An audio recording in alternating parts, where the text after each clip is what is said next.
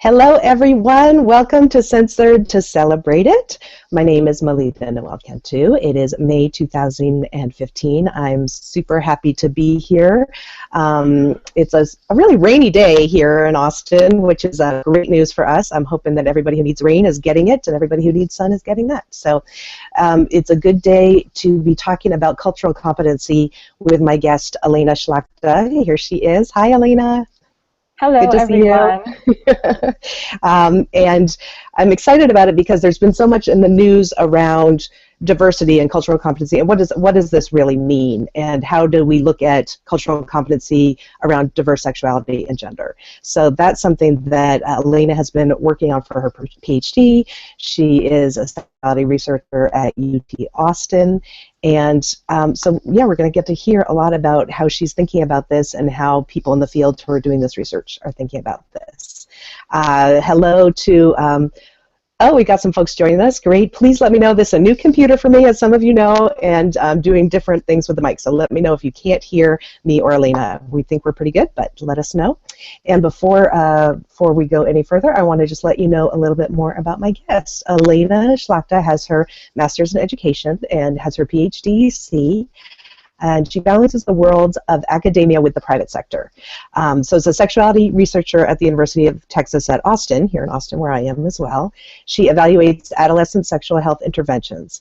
And her latest study investigated the behaviors of culturally responsive sexuality educators. And that's something she and I have talked quite a bit about, so I'm excited to go more in depth with actual interview questions.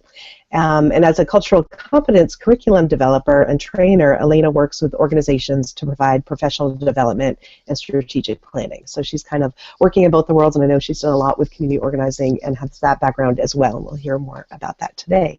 So welcome, Alaina. Thanks so much again for being here. As you know, we are the warm-up question is about the alphabet soup, and every time I think this question is not relevant anymore, I talk to my guests in our tech check-in and I say, what do you think? Is this still relevant in your work around diverse sexuality and gender? Do you use any version of what is called the alphabet soup, which is the LGBTQQIA, maybe could be longer. So kind of what's the most accepted alphabet soup in your work, Alaina? What do you find most useful and applicable in the environments you're working with and the colleagues you're working with? So it's a wonderful question, and it's a question that I feel like I don't have one best practices answer for, with the exception of there are many terms. There's an infinite number of terms that you could use to represent diverse sexuality and gender, and my sort of strategy for figuring out what's the most appropriate term or what's the most appropriate language to use is depending on the population that I'm working with. And of course, I don't have all the answers in terms of which population prefers which terms. And so, of course, I use the healthy curiosity approach, and I just ask people, you know, I know there are multiple pronouns out there. There are multiple ways to refer to the communities that you identify with. Can you tell me which terms you prefer, which communities you belong to? And then I use the language of the individuals or the groups that I'm working with and sort of mirror that. And that is also something that I've heard recently from other wonderful groups that I've worked with. And so I know it's a strategy that I'm not the only one who's using. And it's a way to also get to know the people you're working with too, especially if you're in clinical settings where you only have 15 to 20 minutes to work with a patient, or if you're, like I spent many years as a sexuality educator, you only have an hour or 50 minutes if you're lucky to do a training that you've been asked to do by a school. And so to ask folks questions like that helps to build a relationship in a small period of time by getting to know what they prefer and what their experiences are. And that makes a lot of sense, and I guess I wonder what happens when you can't ask them. So in terms of your writing, is there, in academia, is there kind of a preferred term that you've experienced versus when you were a sexuality educator not in an academic setting? What's the difference there? So I think it's important to think about that too, in terms of there are many ways in which, or many circumstances in which you might not be able to ask somebody that question, and a great circumstance is the issue of safety. I can't go into a high school group or even a high school auditorium and ask people because there's too many folks. Or if I were to ask that question and have people raise their hands, I could be creating a potentially unsafe environment. So I think that's a really great thing to keep in the back of your mind, is when might not it be safe to ask people what terms they prefer, because that might be outing them in a way that they've never done before. So I think you have to kind of go with your gut in terms of when is it the appropriate time to ask people. Of course, if you're doing clinical work and you are doing a one-on-one session, that's a more appropriate, and it's a safe space already, and so that's a great way to connect with someone. But it's not always appropriate to do that. And I think, again, you just kind of have to go with my gut and my intuition in terms of asking that question. And the replacement term for that would be just to acknowledge right away that there are a lot of terms that people might use to describe diverse sexuality and gender, and this is the term that I'm going to choose for this particular moment. And then I could say, I'm just going to talk about diverse sexuality and gender, or the gender spectrum, or the sexual orientation spectrum, but to clarify with people that, you know, there are many different ways you can think about this, you can talk about it, and this is the term I'm going to use today, but it's not the only one. That makes a lot of sense. And again, I know you're really always thinking about that cultural competency piece, so that's a way to start our conversation around that. So tell us how you got into this work around the cultural competency with diverse sexuality and gender. What's your path been like? So there are two sort of answers to that question. The first is, how did I become a Widener University student going into one of the very select number of PhD programs that address human sexuality? And the initial response for me was, I don't know, 8 years ago, and I wanted to make a career transition, and I realized I wanted to become a PhD, I wanted to be a teacher, I wanted to develop expertise in something. And I figured, what would be that something that I would never get bored investigating and teaching and talking about for the rest of my life? And so human sexuality was that thing for me, that I knew I would never entirely become bored with that wonderful, diverse, broad topic. So that's what directed me into the area of human sexuality. The cultural competence piece was a little bit more complicated and didn't come until later on in my graduate career. And I was someone who worked full-time and went to school, and I uprooted myself from one community to another to actually be able to go to graduate school. And so I balanced a number of factors. And in the middle of my graduate program, I had a wonderful professor who asked each one of my colleagues in my class to take a cultural competence assessment, which is called the Intercultural Development Inventory. It's the assessment that I actually used in my doctoral research and will continue to use both in private practice and academic work. And I realized after getting the results of my assessment that while I've traveled the world and I've lived in many different communities and worked with different kinds of people, that my cultural competence was not really all that high. And it was this aha moment in terms of, well, what will it take for me to develop cultural competence? And so that's something that I decided I would embark on a journey for.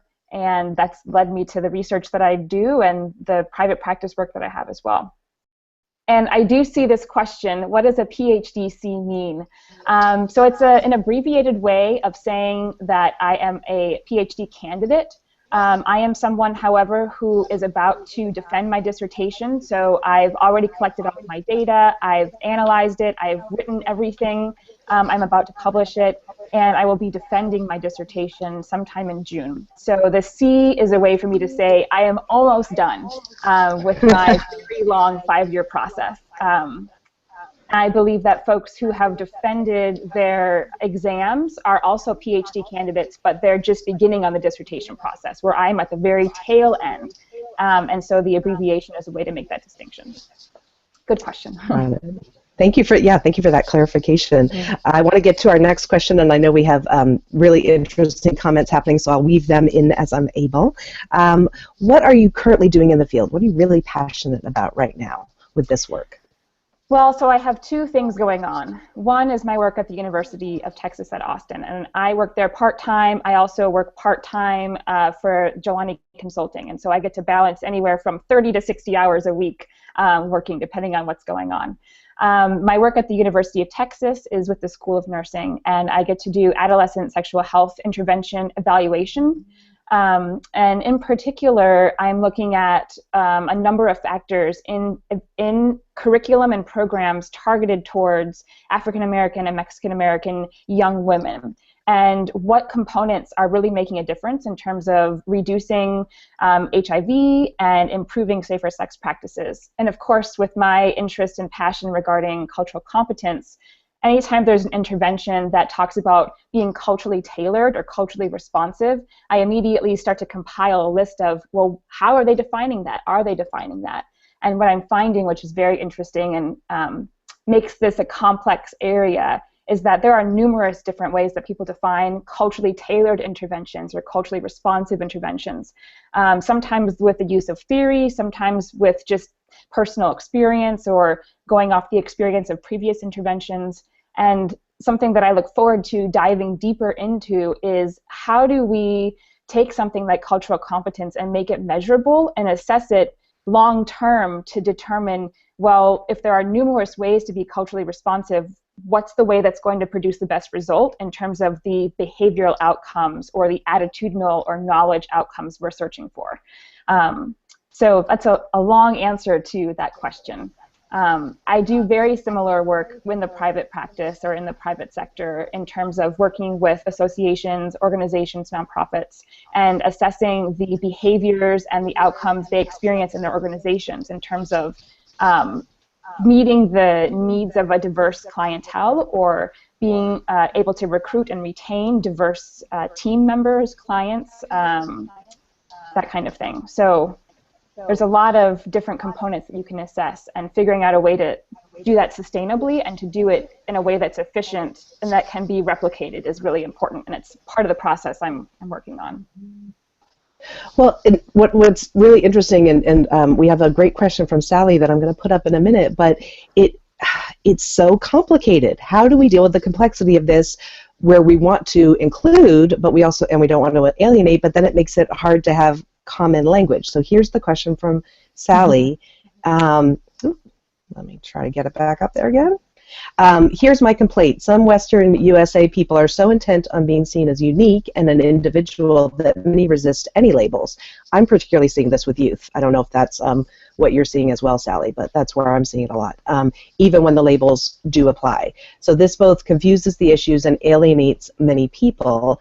Example, what do you call someone who enjoys sex with both males and females or any gender? What are they called? You know, what would be the term for that person?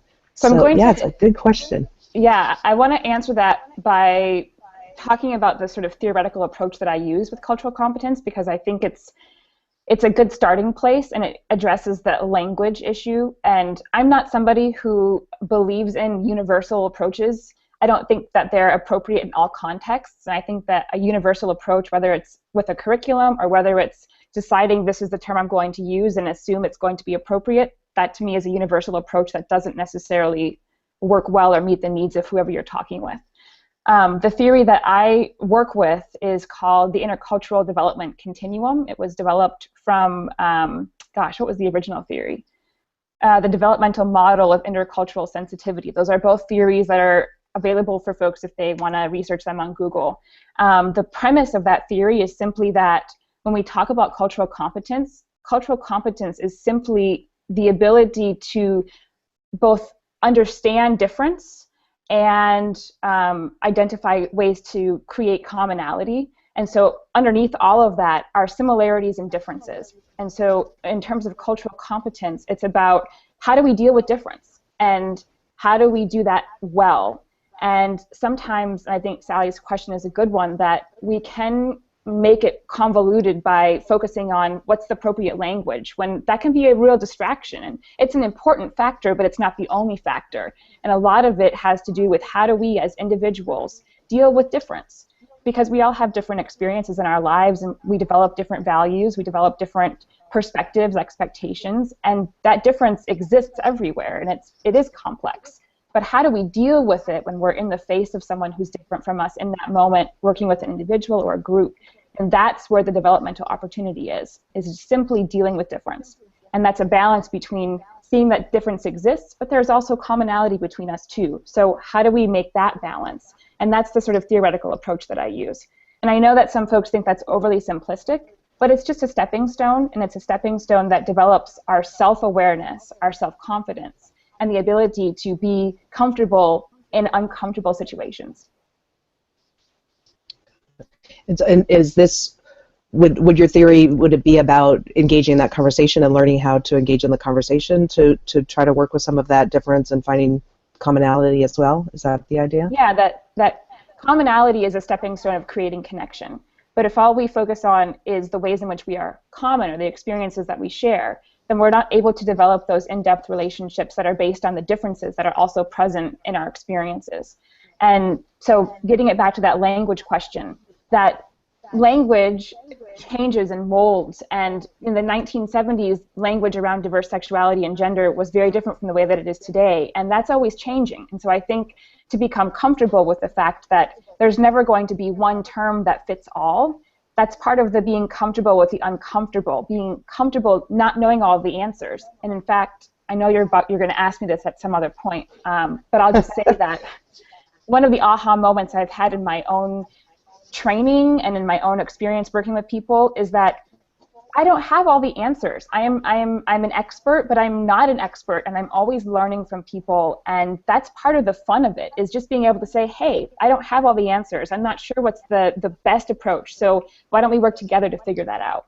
And so sometimes if you're having a conversation with a young person, it's learning the terms that they like. Where did you learn that from? Okay, I can use that term too, but not necessarily holding on to that term as the best one. It's about being flexible and dancing and getting to know people, and that can be really fun. And it's also letting go of this, I have to have the right answer or the right approach. There's a lot of relief in that. And like I said earlier, a healthy sense of curiosity is really a great place to start, and getting to know difference and what language is appropriate and when is it not, and dancing with that. You absolutely did go to my aha moment question, so thank you. Thanks for just taking care of that. Yeah. I wanted to ask you, you had mentioned there's a really good term that we should be Googling about cultural competency. What's the term that would be a great one for people to plug into Google? And well, if you're interested in the theories that I mentioned, there are two. The original theory is the developmental model of intercultural sensitivity. There's a couple of articles written by Bennett that you could find. And then the newer version of that, which is associated with this assessment tool that I use, the theory is the intercultural competence continuum that talks about a continuum that we as human beings live on as we grow and develop and learn new cultures and experience differences and identify commonalities. There's a continuum that we kind of float back and forth on that kind of talks about cultural competence, what that looks like. In terms of some Google terms that you could find, you'd be very, you could spend a lot of time just Googling cultural competence. There's a lot of resources out there. One of the things that the work that I do with Jelani Consulting, one of the terms or particular components of cultural competence that we work with is the idea of unconscious bias. And that's there's a lot of resources out there that, there's a book, in fact, I have it on my bookshelf, I'm going to look, it's called Blind Spot. And it's a really great way of talking about our biases with regard to race and gender and sexual orientation and multiple different kinds of things. That it's a human nature to have bias, and that's okay. But to just stop there and go, oh yeah, I have bias, but to not explore that in more depth, that's the difference between sort of the universal approach to we all have biases versus no, let me go a little bit deeper and see what those biases are and how they affect the work that I do every day. So Blind Spot's a good book. It approaches that conversation in a sort of neutral way that can be accessible for some folks who find this topic to be very sensitive.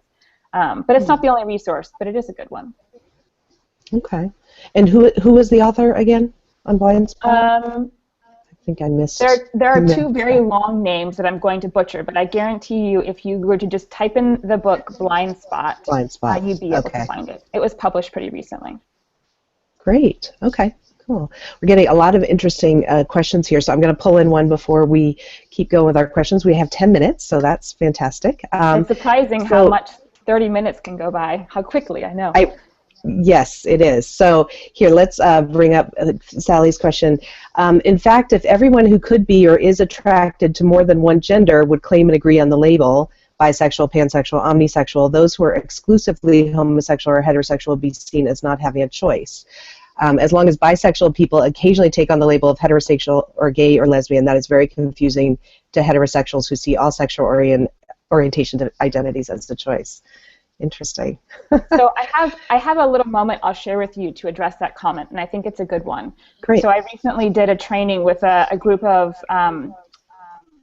United Methodists. It was the United Methodist community, and they wanted a cultural competence training, and there was a woman in the group, and we were talking about this very topic about heterosexuality, and I said that the underlying assumption for heterosexuals who haven't thought about diverse sexuality and gender is that everybody is heterosexual and everybody has these opposite sex attractions, and that one of the frightening things for people who haven't thought outside of the norm for them, which is that maybe same-sex attraction or heterosexual attraction, you have to actually think differently about heterosexuality if you're really going to accept anything outside of heterosexuality. And when I say think differently, I simply mean that you have to accept that heterosexuality isn't the only value or the only worldview or the only lifestyle that exists. And when it comes to cultural competence, when you're sort of at just a beginning stage of cultural when you're beginning to embark on that journey, you might see the world through your value systems and not even acknowledge that any other value systems exist. So for folks who assume that heterosexuality is the norm, it's because maybe they don't have a lot of experience or don't want to accept that there are actually other choices and lifestyles out there. And there are other languages to describe. There are multiple different kinds of lifestyles, values, attractions that are out there, and I don't think language can capture them all. And so I don't think that getting stuck on words is a good place to go, but simply to understand that there are multiple different value systems out there. And yeah. Yeah. Well, and Rain is making the point of that Blind Spot sounds like a very good book and resource to allow a person to see where their biases are affecting their decisions and viewpoints. Absolutely. And I'm really glad to get that comment. Thank you, Rain. Wanted to let folks know just a quick, come back to me here. Just to let folks know that we will be having an after-party chat, and I did send out the email to those of you who have signed up for that, so that's fantastic. I believe there are a few spots, so if you're interested, you can raise your hand and let me know, and I will ping you the invitation when we're done here. And also, I wanted to just take a quick break. One thing that I'm about to ask Alaina about a time she's felt censored and moved to feeling more celebratory around diverse sexuality and gender, cultural competency. And one of the things that I'm doing this summer that you may or may not have heard about, because I do have a website now and I've been blogging, it's been really fun, is that I'm doing a celebration tour with my family where we're visiting libraries throughout the southern United States all the way up to New England and into Montreal and Ontario, and then back down again. My daughter really wants to go to Missouri, so we're coming back home through Missouri. And we are going to be talking with librarians and giving them, donating a book. So here's an example of a young adult book that came highly recommended, and a parent, a donor sent this to me to give to a library, and this one's called Two Boys Kissing. And so it's a way to kind of open the conversation with librarians who do talk about so many different things with their communities, and it's a way for me to move from feeling censored to celebrate it around my work. How can I just walk into a library cold and say, hey, this is what I'm doing, we'd love to give you a book, and we'd love to know what kind of conversations you have and what kind of books you have. So if that's something you're interested in donating a book, I do have an Amazon wish list on my website. You can check it out at Censored to Celebrated. And Alaina, I am now hoping that you'll tell us a moment that you've really felt that shift from feeling censored to celebrated around something in this area. So I want to take us down a semi-complex road before I get to the sort of happy ending, because I think that they exist at the same time.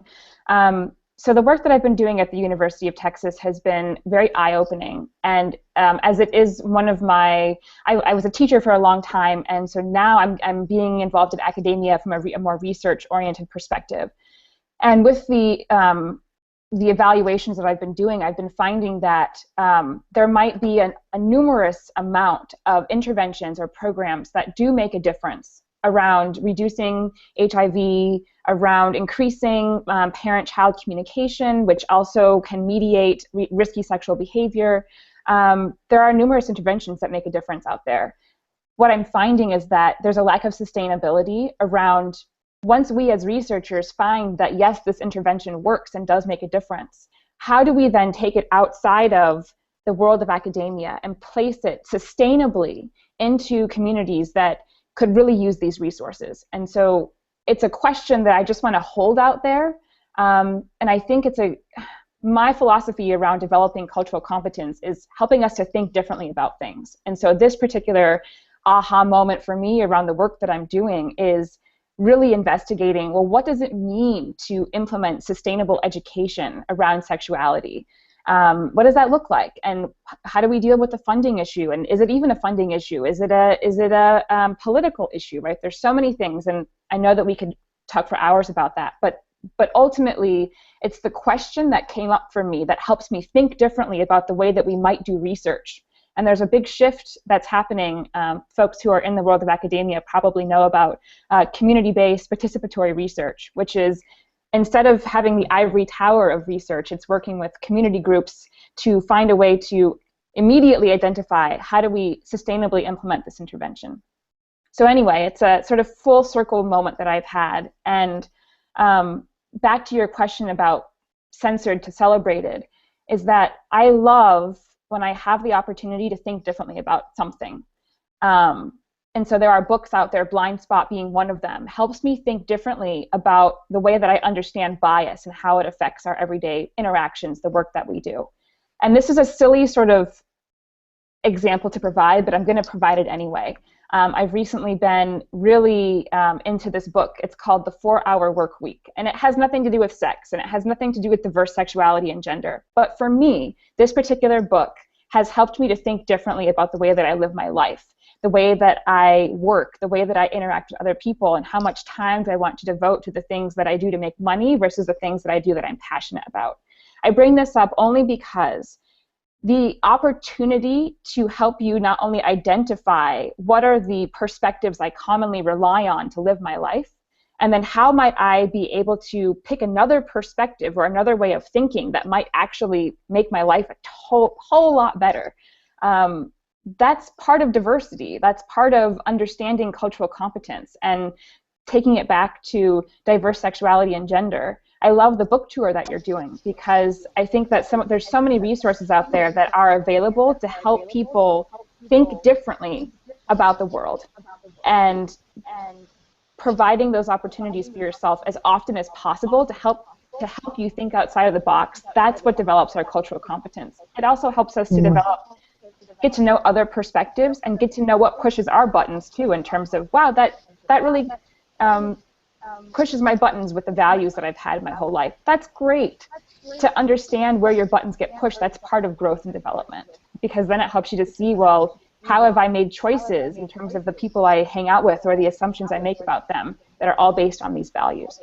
So anyway, if you have the opportunity to pick up something and read it, to watch a movie, to go to a community event that's something you've never done before, and maybe it terrifies you a little bit, or maybe you fundamentally don't agree with it, do those things, because that's part of the growth opportunity. Yeah, absolutely.